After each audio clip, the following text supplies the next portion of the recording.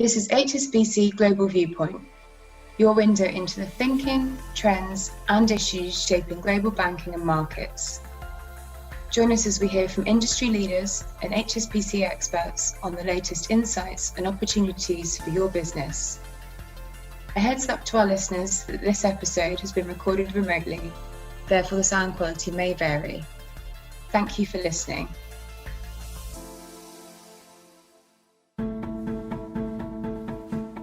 Welcome to the Business Plan for the Planet podcast, a series centred around ESG insights. In these episodes, you'll hear from experts whose work is at the heart of sustainability-linked trends and opportunities, as well as from businesses that are delivering change for a better future for us all.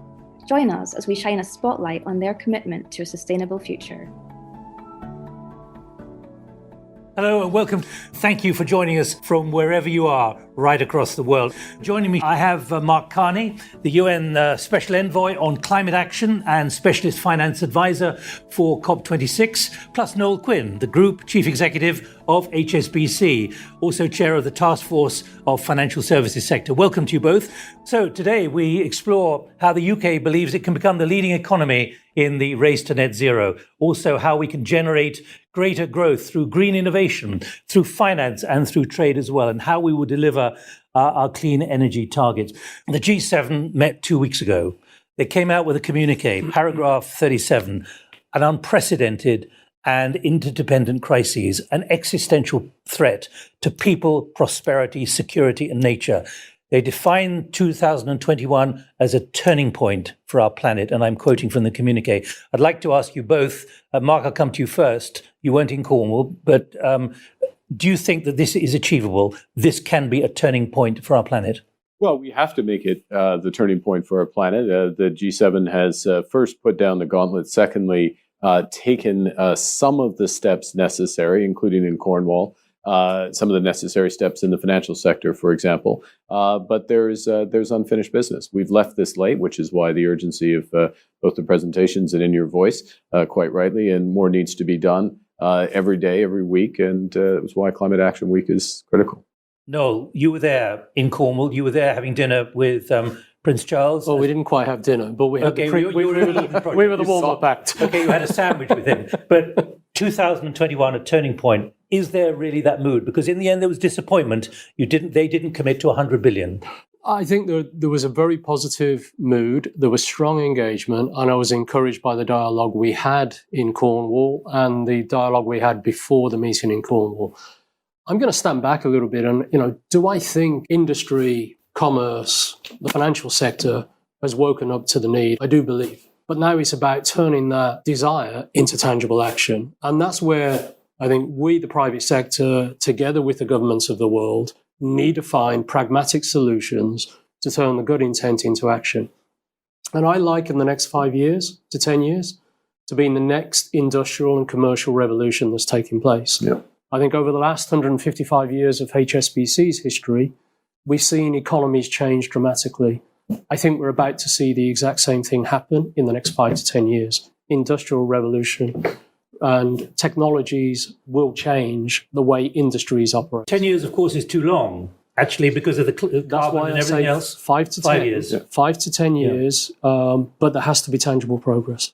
Let me pick up on what Noel just said, which is that, there's a fundamental rewiring of the economy that is just begun.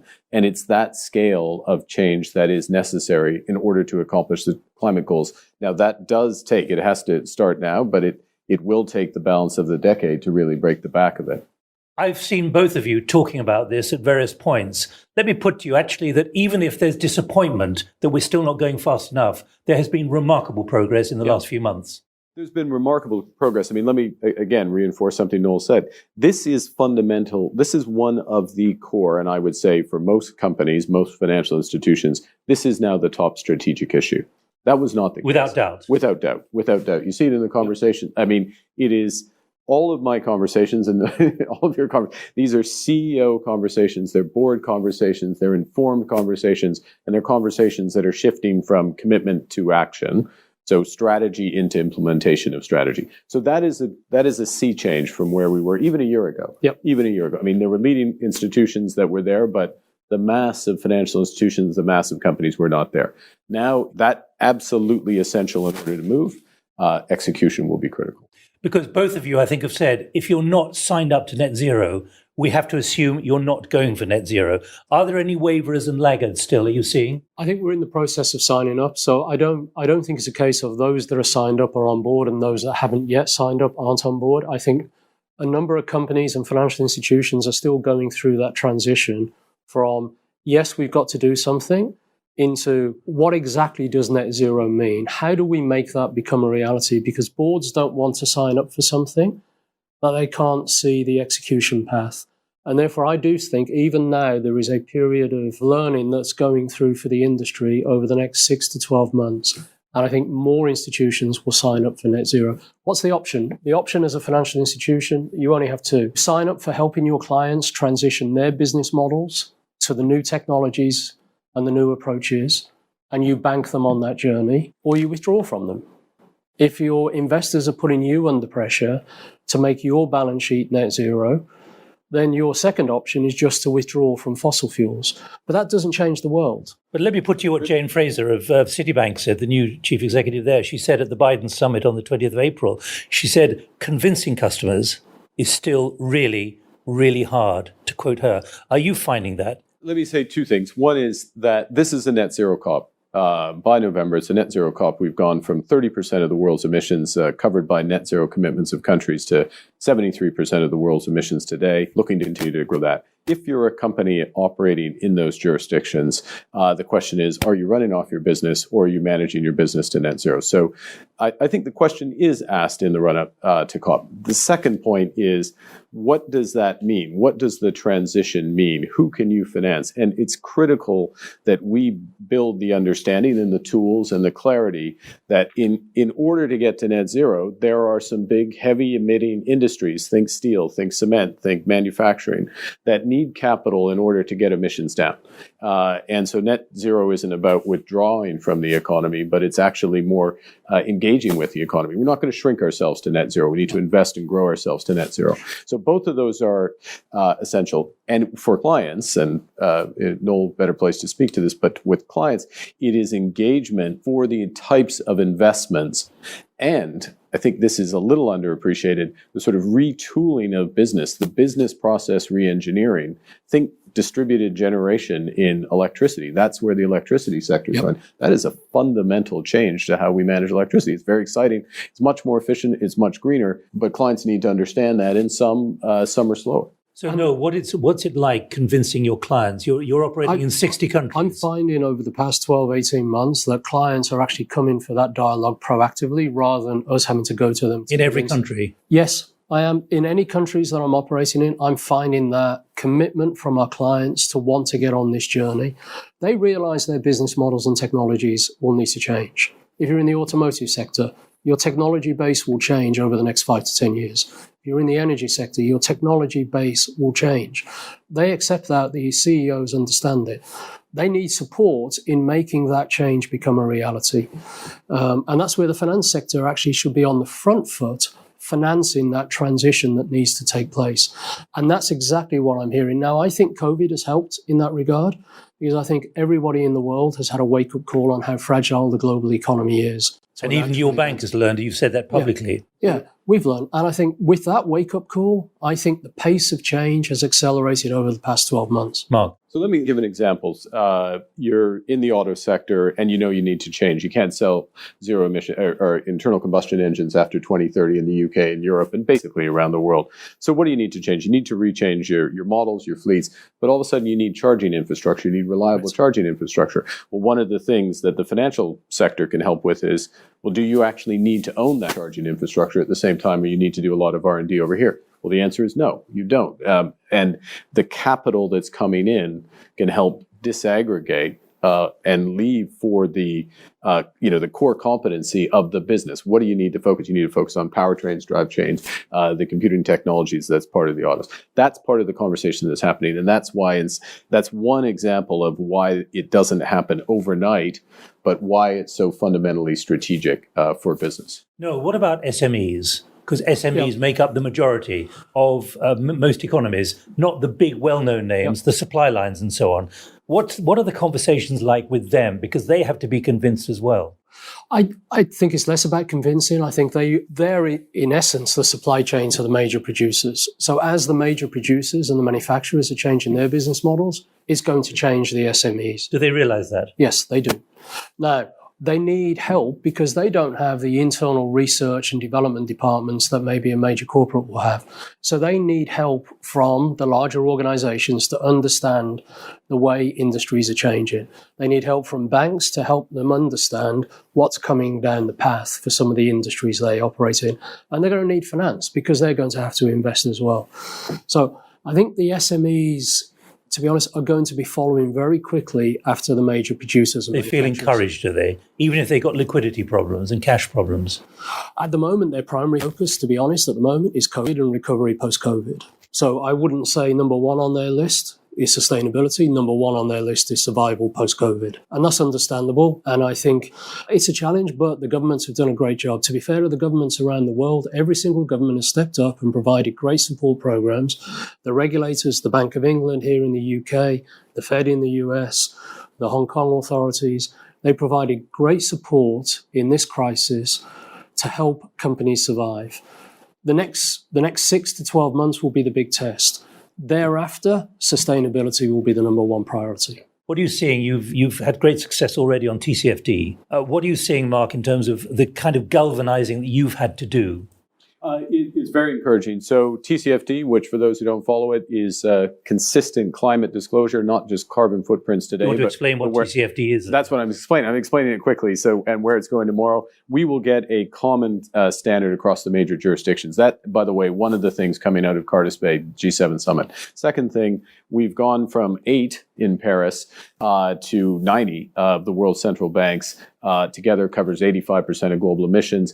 Same approach to look at banks, working with banks in terms of them managing their climate risks and others. And then we've been able to put together, and Noel's very instrumental in this, a coalition of major financial institutions, all the way from banks to big pension funds, insurers, and others. $70 trillion of balance sheet, which sounds like a lot of money. It's even more money than it sounds, I can assure you.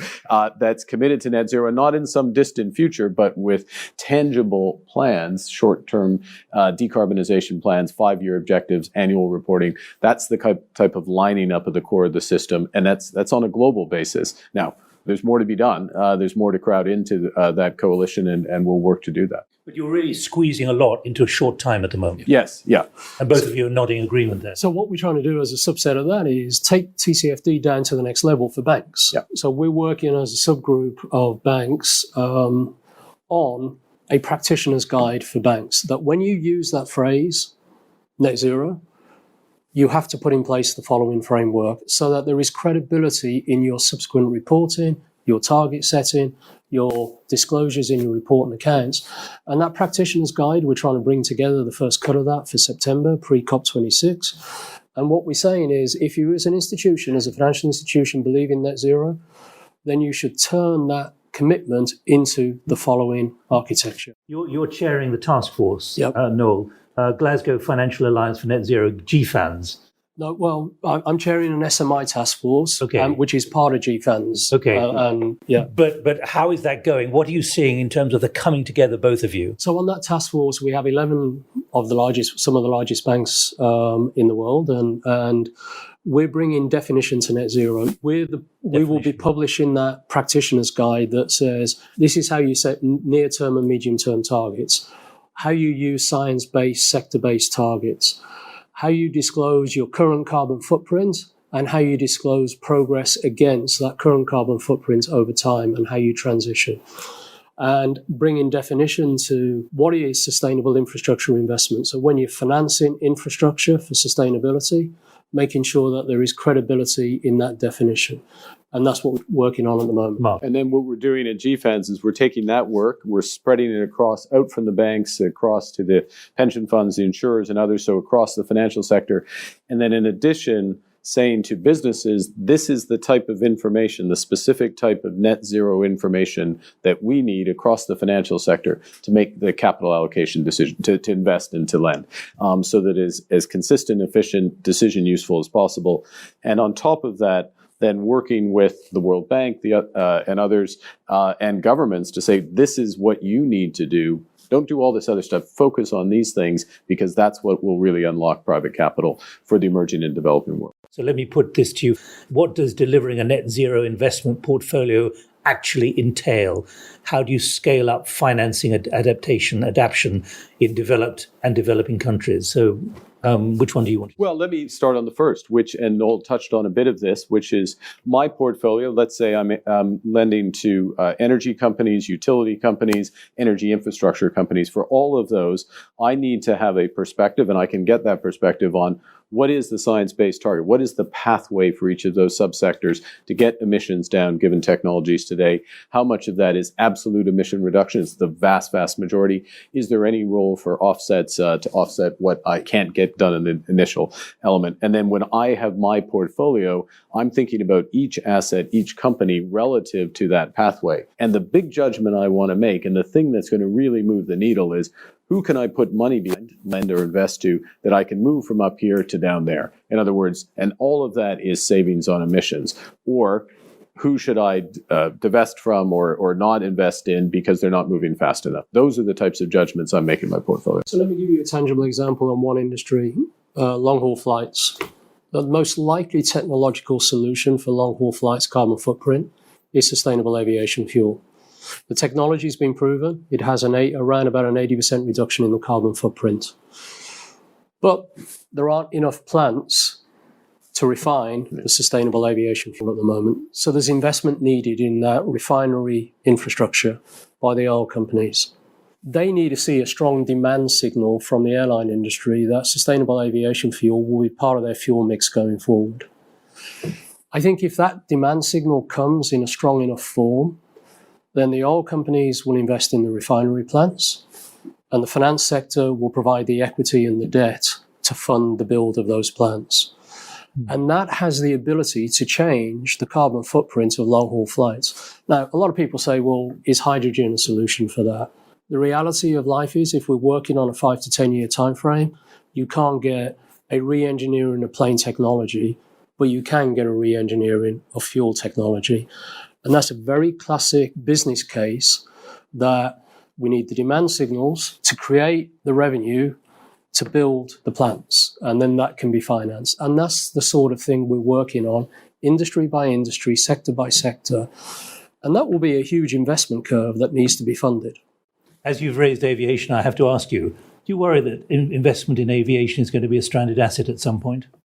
I think it will become more difficult if there aren't technological solutions found. Yes, I do. I think any industry that in 10 years' time has the same carbon footprint as today is going to have challenges, and therefore has the risk of being a stranded asset. All right, let me move on. How can we expect governments to act in the public interest, in the interests of the planet, when doing so goes against their political interests?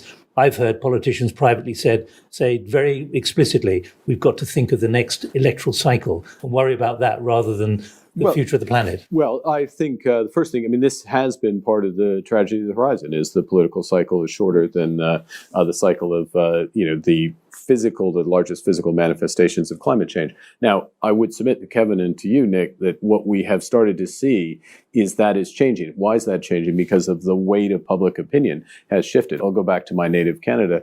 In the last two elections, 3/4 of voters voted for parties who supported a carbon tax. Guess what? Canada has not just a carbon tax today, but a legislated carbon tax out to 2030, rising to $170. So these things can shift. People's opinions do matter. And our job, to some extent, is, certainly from the financial sector, is to create the conditions so you get that virtuous cycle. So we've got governments shifting. And if you have the types of policies that Noel just mentioned on sustainable aviation fuel or on autos in 2030 or on a carbon tax, you have a financial sector that's oriented to net zero as it is today, then it becomes profitable to invest in those solutions, and you pull forward the adjustment and you get into that virtuous cycle. Now that's the tipping.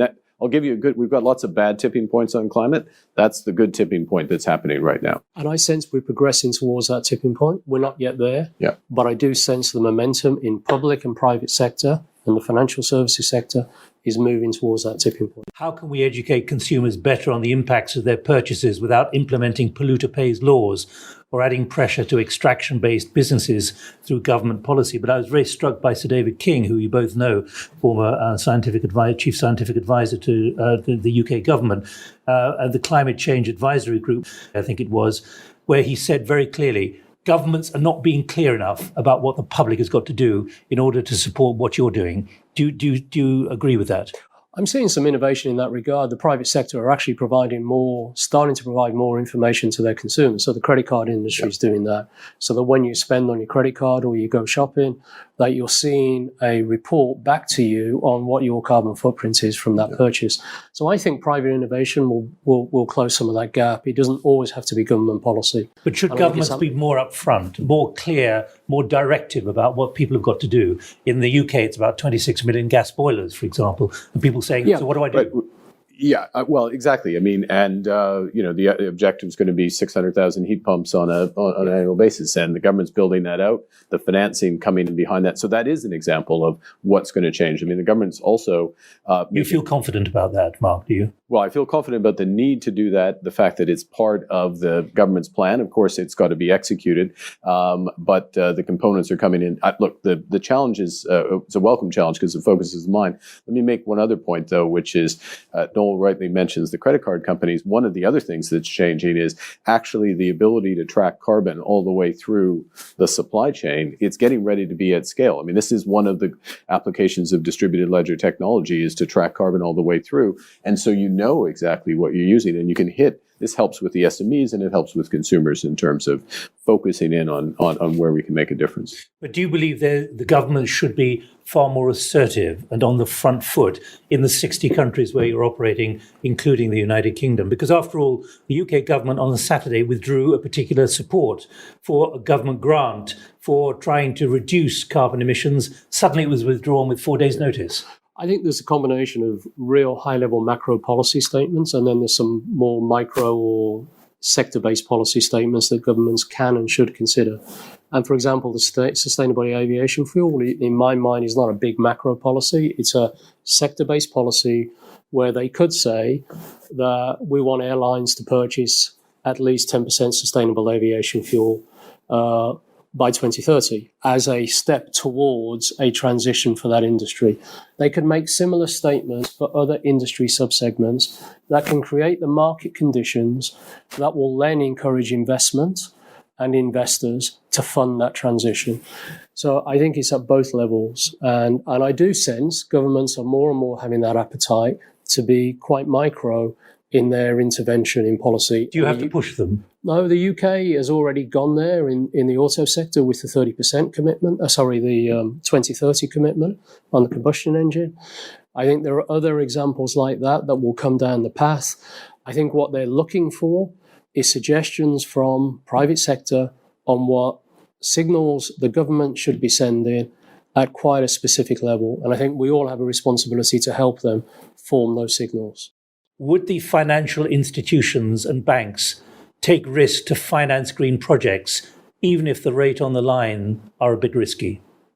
Well, I think let me start on that. And the first is which of those risks can we socialize? Can we bring into the multilateral institutions? Which can we bring into? Can we pool and bring into the insurance sector? Let me give two tangible examples around that. On insurance, one of the things we're building out for COP, or rather the insurance industry is building out for COP, is something called the Global Risk Index. Now, it's much more than that, but it is a mapping of climate risk around the world, which allows insurance industry to do what they do best, which is to pool risk much more effectively, which takes some of those risks off the table, which will help the private sector. The second thing is how do we work this in a so-called blended finance world? So we use some of the resources of the World Bank, other multilateral institutions, again, to take off some of the risks so that the return and the scale of the investment, the return to the private sector and the scale of private sector investment can match the challenge.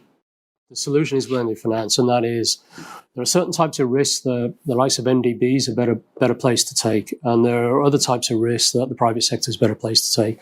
And the trick is to leverage both risk pools and to have a blended finance solution. If you put all of the responsibility on the private sector, it's going to be difficult to get some projects funded. And it should be a combination of public and private sector funding. If I may, Nick, so translating G7 discussions into broader G20 and global action, this is one of the key areas. How can we collaboratively establish public-private partnerships to achieve this mandated goal? I mean, that works already today. Public-private partnerships has been in existence for a long, long time, and the UK has been a market leader in that. I think what we've now got to do is apply that to infrastructure investment in sustainable, into climate. So it's learning about, it's about the new technologies that few will have experienced before, and that brings a new level of risk. So, financing an existing railway line with existing technology is easy to do on a public-private partnership.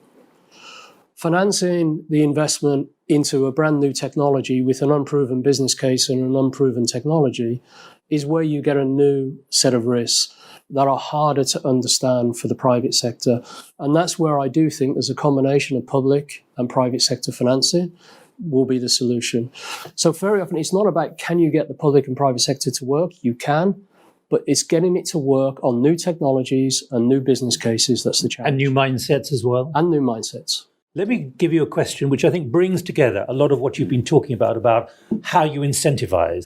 Do you think that regulations and targets will be the key driver for the necessary change in the necessary period of time? Or is it possible that a greater moral human motivation from leaders to take their organizations beyond the targets is on its way, knowing the rewards will come, even if there's a political price? I'm not judging it by saying both, but in the following respect, which is first, what we've been talking about is a series of examples of regulations, forward-dated regulations that then pull forward action today, change the economics, get investment at scale. But one of the questions that companies have to ask themselves, and financial institutions that lend or invest in those companies have to ask themselves is, well, what's necessary? What is the regulation or the consumer behavior that's necessary ultimately for us to get to net zero? And if I think there's the commitment to be there, well, then how do I adjust today before the regulation comes into place?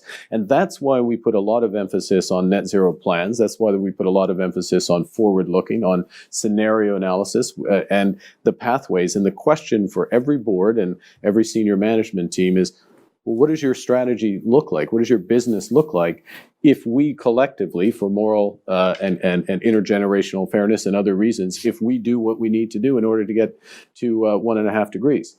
That's a basic question for every company. I'm a strong believer in hope and passion, but hope and passion without an action plan normally doesn't materialize into an outcome. It's not much of a policy, is it? Hope and passion. So he could write a chapter in his book about hope and passion. So it's written about humility. Yeah. So I'm a strong believer in turning hope, passion into an action plan, and you need an action plan at a granular level, and that's why I do think you need both the belief and the passion in doing something for the future, but then you've got to put in place tangible actions, and that's both government and private sector. I hate to put this in right at the end, but it broadens the question even further, taking it beyond just carbon to biodiversity and sustainability in nature, which is more than we can talk about in the next 2 minutes. How would you balance carbon reduction and biodiversity when you make an investment decision? Do you have the data to be able to make that? No. We don't have the full data that we need at the moment on biodiversity. And in fact, we don't have the full database of information we need for carbon at the moment. There is a huge amount of investment that's got to go in all companies everywhere in the world to provide that data source. Do they realize that? I think they realize it because investors are asking more and more questions, and quite rightly so, and they can't answer all those questions because they don't have the data flow of their own supply chain, their own customers, their own carbon footprint, and that therefore is part of the journey that we have to go on over the next 5 years. Mark, it brings us back finally to that one word, existential threat. It's more than just the climate emergency. Are you motivated, both of you, by the idea that this is about essentially saving human survival on the planet? Is that really the bottom line? It is an existential threat. So yes, by definition, that's including right. Nature, biodiversity. Including nature, biodiversity. Addressing climate is a necessary but not sufficient condition for addressing biodiversity. So it requires more above and beyond in order to address biodiversity. And if, as Noel just said, if we don't have the full data on carbon, we are far from it on biodiversity, except to know that the trend is deeply, deeply disturbing. 30 seconds each. Any particular message you'd like to leave for all the people out there? I do believe there's been a fundamental change in the last 12, 18 months.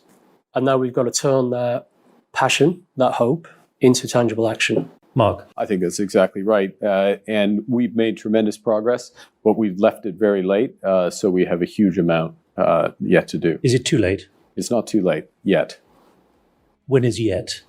Well, let's not find out. You encourage us to find out, but you're both smiling. Let's not find out. No, let's not find out. Let's keep pushing. Look, the momentum is there, and you've got the attention of people, so let's execute. This has been a tremendous half hour. Thank you both. This has been a special podcast in the Business Plan for the Planet series. More episodes will follow shortly, so please do keep an eye out for those. For more information on the programme, visit business.hsbc.com/sustainability.